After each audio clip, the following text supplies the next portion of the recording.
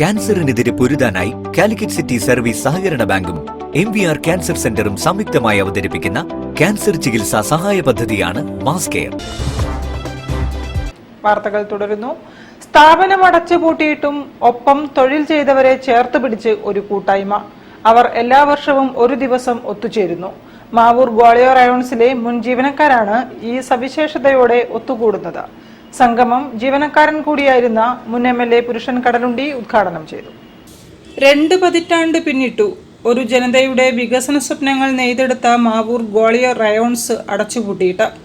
എങ്കിലും അന്ന് തൊഴിലെടുത്ത ജീവനക്കാർ ഇന്നും ഗതകാല സ്മരണകൾ അയവിറക്കിയും ആശങ്കകൾ പങ്കുവച്ചും എല്ലാ വർഷവും സംഗമിക്കുന്നു. പതിവ് പോലെ ഇത്തവണയും അവർ ഒത്തുകൂടി. ഗ്രാസിം ഫൈബർ ഡിവിഷൻ ജീവനക്കാരുടെ കൂട്ടായ്മയുടെ നേതൃത്വത്തിൽ നടന്ന സംഗമം ജീവനക്കാരൻ കൂടിയായിരുന്ന മുൻ MLA പുരുഷൻ കടലുണ്ടി ഉദ്ഘാടനം ചെയ്തു.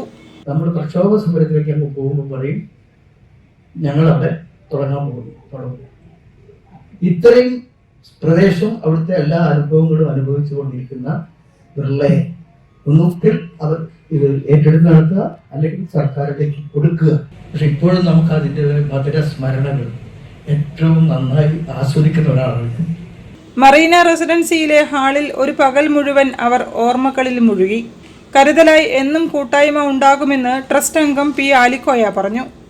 കമ്പനി കൂട്ടിയിട്ട് 24 വർഷമായിട്ടും ഇന്നും കൊറോണ സമയം ഒഴികെ ബാക്കി എല്ലാ സമയങ്ങളിലും നമ്മുടെ ഈ കൂട്ടായ്മ തെറ്റാതെ നടത്തി വരുന്നുണ്ട്. ഗ്രാസിം ഫൈബർ വിഭാഗം മുൻ ഇലക്ട്രിക്കൽ ചീഫ് K. രഘുനാഥ് അധ്യക്ഷനായിരുന്നു. KP Umar Barai, K. Gopalakrishnan, T. Hemachandran, baby John, V. Radhakrishnan, E. Balakrishnan എന്നിവർ നേതൃത്വം നൽകി. ആരവ് വിമലിന്റെ ഗിറ്റാർ വായനയും ഹാദിയയുടെ ആലാപനവും കയ്യടി നേടി. അടുത്ത വർഷം മാവൂർ ഗ്രാസിം സ്ഥലത്ത് ഒത്തുകൂടാമെന്നുറപ്പിച്ചാണ് അംഗങ്ങൾ യാത്ര പറഞ്ഞത്. News bureau, Kozhikode. വിനോദവും വിജ്ഞാനവും ആത്മവിശ്വാസവും പകർന്ന് ഭിന്നശേഷിക്കാർക്ക്